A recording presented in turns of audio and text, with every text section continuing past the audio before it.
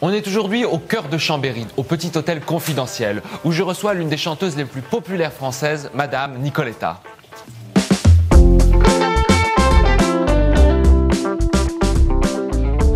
Bonjour Nicoletta. Bonjour. Comment vous allez? Plus que bien, malgré ce grand show. Ça va. Oui, avec cette canicule. Ça va. Bon, on est ici à Chambéry, au Petit Hôtel Confidentiel, dans nos beaux pays de Savoie, que vous connaissez bien, puisque vous êtes né à Thonon-les-Bains. Il y a toujours la fontaine des 400 culs. Toujours la fontaine des 400 culs. Elles sont pas parties, ils resteront. Vous revenez souvent dans la région? Oui, quand je suis en tournée, j'hésite pas à prendre des dates dans la région. Et j'ai un bon souvenir d'Aix-les-Bains, j'ai un bon souvenir d'Annecy. Ici, j'ai chanté il y a longtemps. Ça fait quelques années que je suis pas venu, j'ai bien revenir. Je viendrai avec mon nouveau spectacle. Et c'est un pays, ils sont accueillants et fidèles. C'est important, vous savez, de retrouver un public, d'avoir rendez-vous avec, soi-disant, des amis, voilà. Et puis ici, c'est sur vos terres, la Savoie, la Haute-Savoie, c'est chez vous. Oui, je dis toujours, on est les seuls, comment dirais-je, on est intégrés. Parce qu'il n'y a même pas 2 siècles que nous sommes savoyens, que nous sommes français. Mais moi, j'avoue que je me sens plus savoyenne que française. Eh ouais. Moi, je suis française. Bien sûr. Dans ma tête, dans mon esprit, vive la République, il n'y a pas de problème. Mais j'ai gardé des souvenirs qui sont attachés à la Savoie. J'ai entendu parler patois toute mon enfance. J'allais en champ aux vaches. Des mois d'août, vacances, on partait avec nos poupées, nos chiffons, les chiens de troupeau et les vaches, on adorait. Eh ouais. On passait des journées merveilleuses. C'est des beaux souvenirs. Oh là, l'alpage, c'est extraordinaire. Et puis la vie pour un enfant dans la nature, t'apprends tout. Le nom des fleurs, le nom des plantes, le nom des arbres. Tu sais ce qui est bon à manger, ce qui est mauvais à manger. C'est les petites herbes, les petites choses, à quoi elles servent. C'est magnifique. Nicoletta, à quel âge vous vous rendez compte que vous avez cette voix, que vous possédez cette voix-là, et que finalement, le monde de la chanson, ça pourrait être pas mal? Non, je me suis rendu compte de rien du tout. Parce que enfant, à 8 ans, tous les enfants du village, et les parents et les oncles, faisaient la chorale paroissiale. Alors, à partir du moment où ma tante m'emmenait à la chorale, j'ai chanté comme tout le monde. Pendant longtemps, il a fallu que j'aille au collège, à la ville, que je me rende compte que je croyais que chanter, c'était donné à tout le monde. Que le bon Dieu avait été gentil. Ça faisait partie de la vie. Et je me suis rendu compte au collège qu'il y avait des copines qui chantaient super faux. Et que c'était finalement un don. Mais je ne voulais rien en faire. J'aimais la musique, mais j'ai grandi à 15-16 ans avec Elvis, j'adorais Elvis Presley, j'adorais Ray Charles, j'adorais toutes les chanteuses noires, je suis devenue folle de Michael Jackson, etc. Et j'aimais pas trop le mouvement yéyé, moi. Je trouvais qu'ils chantaient comme des patates. Non, mais je m'excuse. À part 2 ou 3, bon. C'était pas votre tasse de thé. C'était pas génial, non. Et quand je suis arrivée à Paris, il a fallu que je travaille.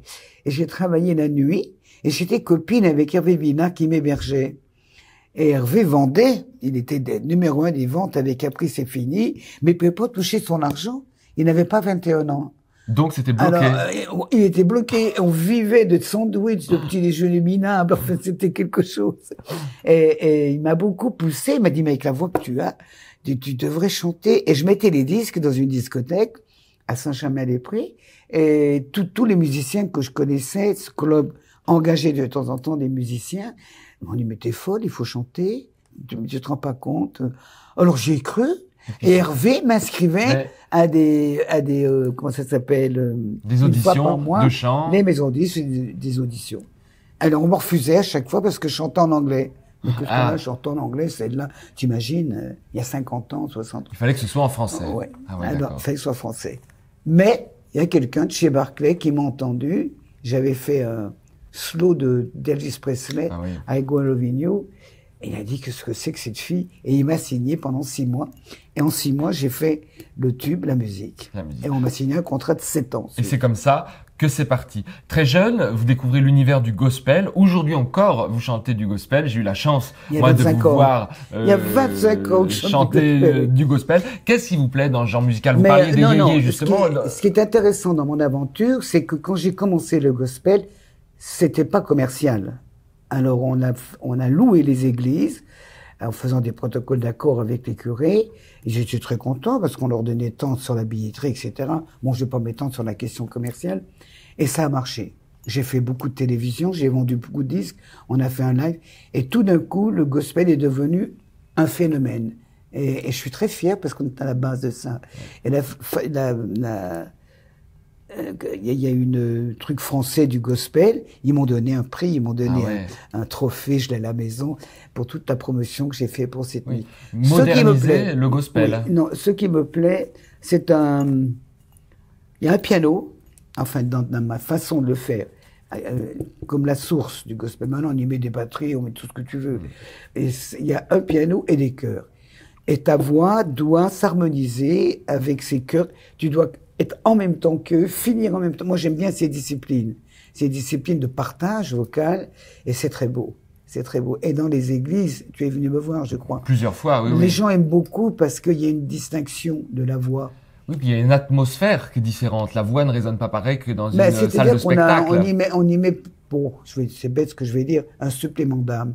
À partir du moment où on est dans un lieu comme une église, c'est pas une salle de spectacle. Et on n'oublie pas, on le ressent.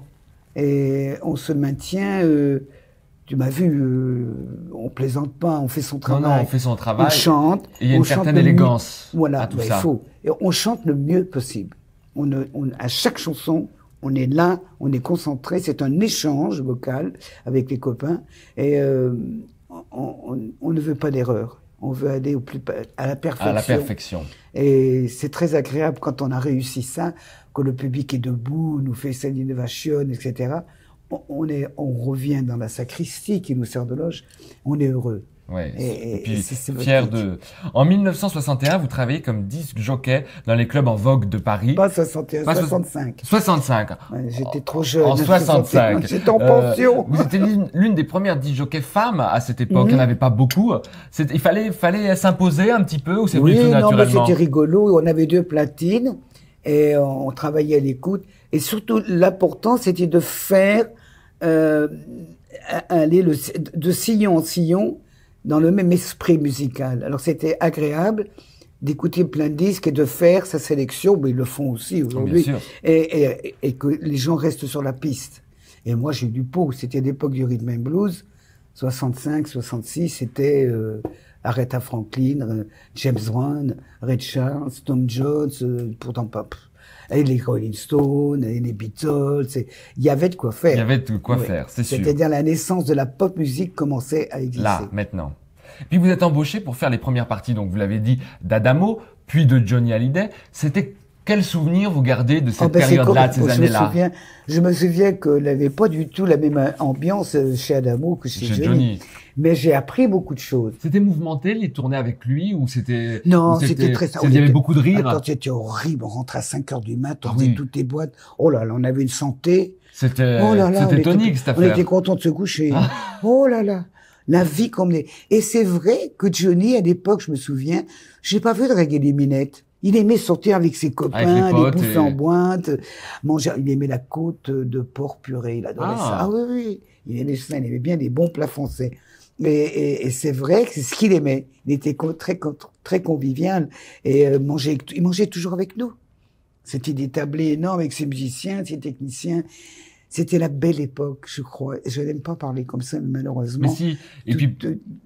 Ce sens du spectacle est parti un peu.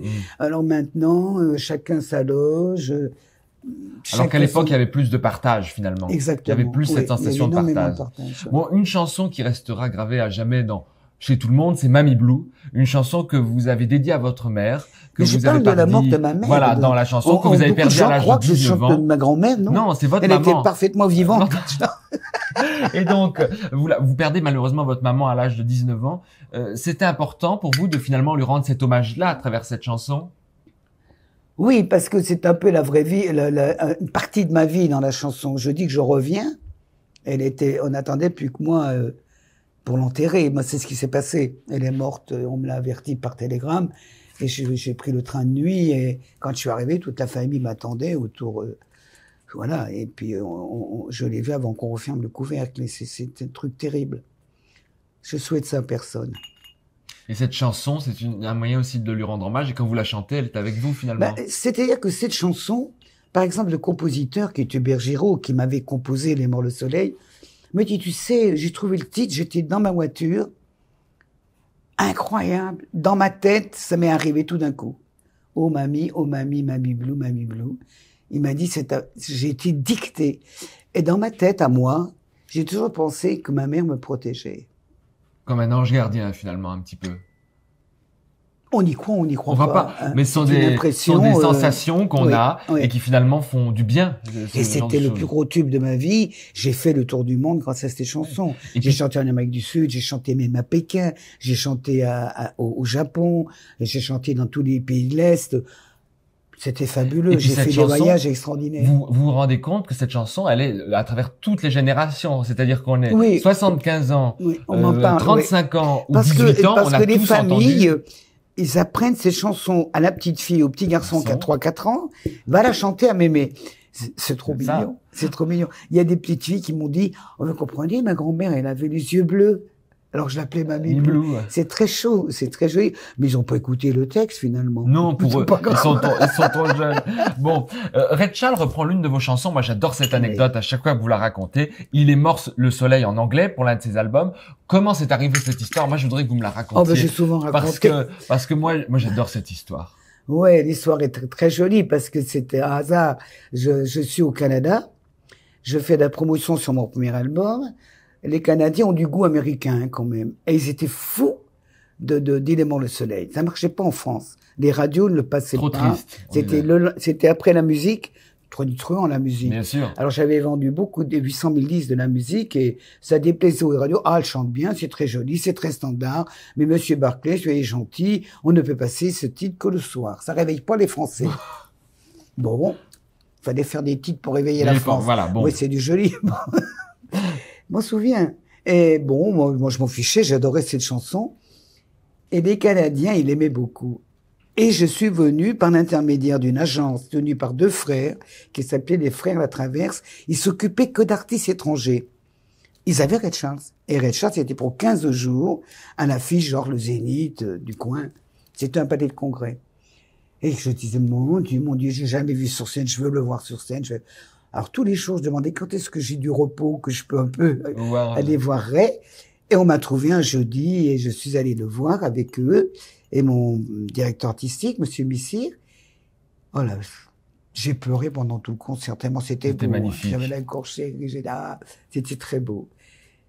Et à la fin, on m'emmène le visiter dans les loges.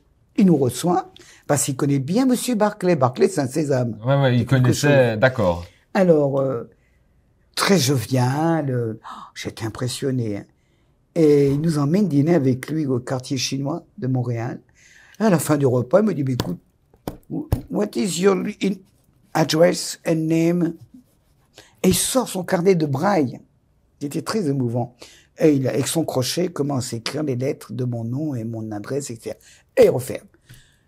Et ça finit là, et on voit, il me demande mon album. Je lui donne l'album. 3 semaines plus tard, coup de téléphone dans la nuit. Oui, avec le décalage. Oui, alors il y avait l'Alter à l'époque, c'était pas comme aujourd'hui. Vous avez quelqu'un qui vous parle de l'Oreo. Somebody called you from Oreo. J'ai dit, mais ça m'a pas les fans, oh. Laissez-moi dormir. Ben, j'avais plein de fans qui m'ennuyaient la nuit, le jour. Je retrouvais dans l'escalier. Et vous vous êtes dit, c'est encore un qui vient. C'est encore des fans qui m'ennuient. Et pas du tout. Et j'entends le rire tonitruant de Ray Charles derrière. Je reste scotché. Ah ben voilà, comment ça va? Tout ça en anglais, bien sûr. Moi, je bricolais un peu l'anglais, je me débrouille. Et il m'a dit, il y a une chanson, You are so skinny and you have a strong voice, Black Edith Piaf, il me dit. Ah ouais. C'était mignon. C'était beau. Parce qu'il connaissait Edith, il l'avait rencontré. Et il disait, c'est ça le blues français. Il avait beaucoup d'humour. Et il m'a dit, il y a une chanson qui est très belle. Et il me passe la chanson. J'entends les mots le soleil. J'ai dit, oui, what's happened? Qu'est-ce qui se passe? Il m'a dit, I'm going to translate it in English.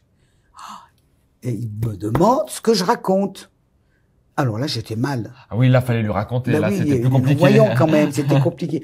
Bon, it's a story of love. C'est une histoire d'amour. And she lose her love. And she says all around the song, the sun died, the sun died. Oh, I really like this song. I'm good. Et il l'a fait. Et il l'a fait. Et ça a été extraordinaire parce que tout d'un coup, j'ai été adoubé par quelqu'un d'important. C'était une star mondiale, surtout à l'époque.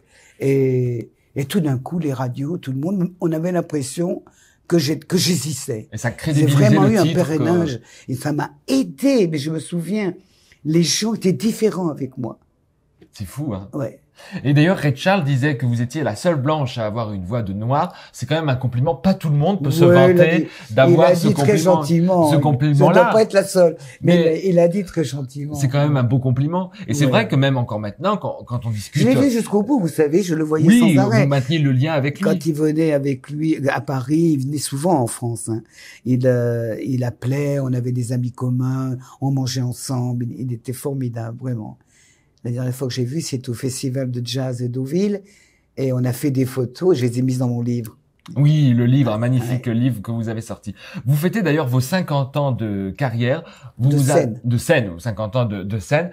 Vous vous attendiez à vivre une telle carrière ou pas du tout? Non. Je n'ai jamais eu de plan de carrière. D'ailleurs, il y a peu de chanteurs qui ont des plans de carrière. Ça n'existe pas. On fait tout au bonheur, la chance. Chaque fois qu'on rentre en studio, on espère que ça va plaire aux gens. Nos choix vont plaire. Mais moi, je me disais, 50 ans, j'arrête. Tu parles. Vous êtes là encore maintenant. Oui. Voilà. J'ai eu des hauts et des bas, comme tous les artistes. Mais je pense que c'est pas mal d'avoir des bas, parce qu'on réfléchit mieux. On se renouvelle, finalement. Non, c'est le moment où on réfléchit. Quelque part, on va plus creuser dans sa vérité, déjà dans sa propre vie. Quand on a des bas, on se demande pourquoi. Et parfois, on est fautif. On a fait des mauvais choix. Il faut le reconnaître. Se dire, zut, j'ai loupé le coche, j'ai été prétentieuse, j'ai pas assez pensé au public. Parce que c'est bien joli. Si on fait des disques pour soi-même et se faire plaisir entre musiciens, c'est pas la peine. Et quelque part, il faut toucher les gens. Et si on perd cette notion-là, on perd tout. C'est l'émotion qui est importante. C'est ce que nos voix inspirent aux gens. On peut pas plaire à tout le monde. Ça aussi, c'est important de comprendre. On peut pas faire l'unanimité. Ça n'existe pas. C'est pas parce que tu vends des millions de disques que t'es le meilleur. Ce n'est pas vrai. Faut digérer tout ça, le comprendre, le mettre à plat et ressurgir avec des bons sentiments. Et puis retravailler dans un bon sens. Quand j'ai fait le gospel, j'avais fait un duo avec Lavilliers, vous vous souvenez? Bien sûr. Bon, elle était magnifique, sa chanson. Okay. Mais c'est un incident de parcours, c'est une très jolie respiration, voilà. Et j'avais du mal à aller faire C'était difficile pour ma génération. Parce que c'était la mode des années 80, c'était... Et je me suis dit, je vais faire autre chose. Je vais changer. Je vais faire du gospel. J'adore cette musique. Je vais le faire. Je l'ai fait. J'ai travaillé avec un atelier gospel. 3 semaines de cours, 8 heures par jour. Oh. C'est un travail. Parce qu'il y a des divisions de voix, il y a des harmonisations. Et puis après, il faut travailler. On commence avec le pianiste qui nous indique tout. Et après, on travaille avec la chorale. Ça rend fou, hein. Mais j'y arrivais. Voilà. Et j'ai commandé, je me souviens, la présence d'un ami de Ray Charles qui était un journaliste savoyard, Monsieur Culas. Comme quoi? Maurice Culas, qui a écrit en français Lady Sings the Blues. Il a adapté le truc de Bill Holiday. Un monsieur merveilleux qui est venu à ma répétition générale avant de partir en tournée. Je lui ai dit, je veux que tu me donnes des indications parce qu'il était fou du gospel. Il avait une discothèque de gospel extraordinaire. Il écoutait assis sur sa chaise. Il m'a dit, OK, tu peux y aller. Tu peux y aller. Il y avait la balle. Je me sentais fort. Il y avait la balle.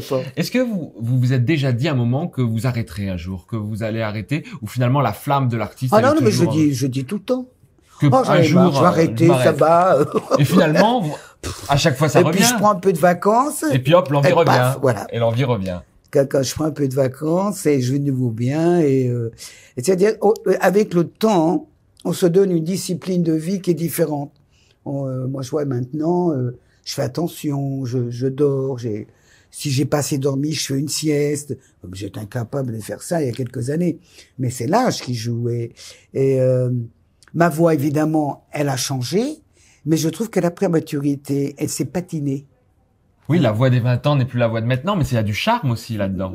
Oui, moi, enfin, je chante avec mon cœur, mais c'est vrai que je ne peux pas avoir la témérité et le des 20 ans, c'est impossible. On a jusqu'à 40, 45 ans. Après, il y a la ménopause. Non, mais ça fout un coup sur le vocal. Tu perds 2 notes. Et c'est pour ça que les chanteuses classiques arrêtent à 50 ans. D'accord. Parce qu'on perd de la folliculine. Il y a des chanteuses, entre parenthèses, qui se font des piqûres de folliculine sur les cordes vocales. Ouais, c'est affreux. Faut pas que ça loupe, ça. Ah non. Vous avez sorti récemment aussi un nouvel album intitulé Amour et piano, oui. que j'ai écouté jusqu'au bout, qui est sublime, dans lequel vous reprenez vos plus grands types de façon très épurée. Je voulais justement faire un disque très pur. Voilà. Et comment est venue cette idée? Parce que mais ce n'est pas moi qui ai l'idée, c'est la direction artistique qui m'a engagé. C'est une maison de disques qui s'appelle Piaz. Ils ont Adèle, ce sont des Anglais. Ils sont en Belgique, leur bureau. Et ils ont cette idée ils en ont fait un dernièrement avec Arnaud, avant qu'il meure, le pauvre. Et c'est très beau aussi. Et puis, ils cherchaient en France, et quelqu'un est venu me voir, et j'ai accepté de me mettre à nu et de chanter que voix et piano. Et, parce que c'est super à faire, hein. C'est 2-3 prises. Tu chantes en direct avec le pianiste et c'est génial. C'est comme sur la scène. Et puis j'ai eu le bonheur. Et puis c'est une grosse maison de disques. Tu as vu toutes les télévisions que j'ai faites. Ils ont un staff très important. Bien sûr. On vous a vu beaucoup. On a entendu le duo aussi sur Il est mort le soleil. Ils ont quand même Adèle. Ils ont des grands artistes anglais. Et ils font Chéline. D'accord. Ils viennent de finir Chéline. Et donc, ils voulaient que je fasse Il est mort le soleil avec une artiste.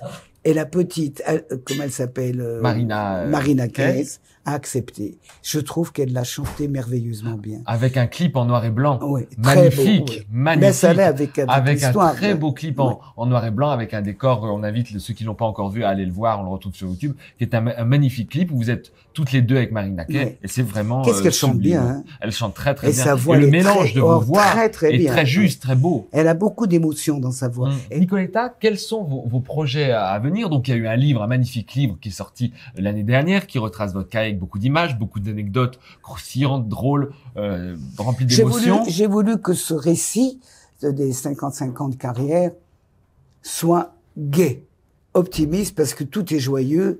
Je ne l'ai pas raconté, mais déconvenu. Ça n'intéresse pas le public. On n'a pas à raconter ces malheurs. Tout le monde en a. On est tous sur la même longueur d'onde. Chacun perd les siens. On est tous face à la maladie. On a tous un souci. Et c'est les mêmes que nous soyons. Alors on n'a pas à s'en vanter. Il faut respecter la douleur des autres. Et faire un livre, j'ai fait un livre d'anecdotes joyeuses. J'ai montré un Johnny sympathique, rieur, facétieux, hein, toutes les blagues qu'il faisait. Et je trouvais qu'on n'avait jamais parlé de Johnny comme ça. Brel, pareil.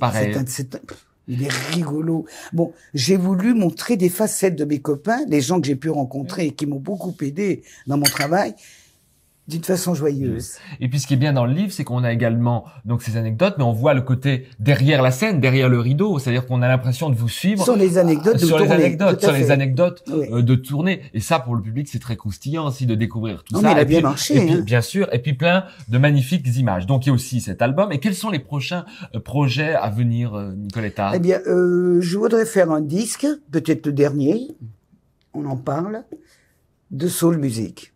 Après le gospel. Oui. Mais je vais le faire en français. Alors, il me faut des compositeurs français et je vais demander à Paul Personne, je vais demander aux gens qui savent faire ce genre de musique de travailler pour moi. Ça va prendre un certain temps. Ça va prendre 2-3 ans, je pense. Alors, j'espère que j'aurai la chance d'arriver à mes fins. Je ferai quelques textes, j'en fais 1 ou 2 par album, mais je laisse des idées aux auteurs, compositeurs qui sont plus forts que moi. Nicoletta, pour finir cette émission, je finis souvent avec cette question, et à vous, ça me démange de la poser. Quel conseil vous donneriez à un jeune ou une jeune qui voudrait se lancer dans le métier? Quel conseil maintenant avec le regard? Tous les jours. De chanter tous les jours. Ouais. De travailler sa voix, d'être heureux en chantant. Alors déjà, il y a des jeunes chanteuses qui s'amusent avec des bandes de karaoké. C'est pas bien. Il faut avoir un copain musicien, qu'elle trouve des copains musiciens, ou guitaristes, ou pianistes, avec lequel elle travaillerait.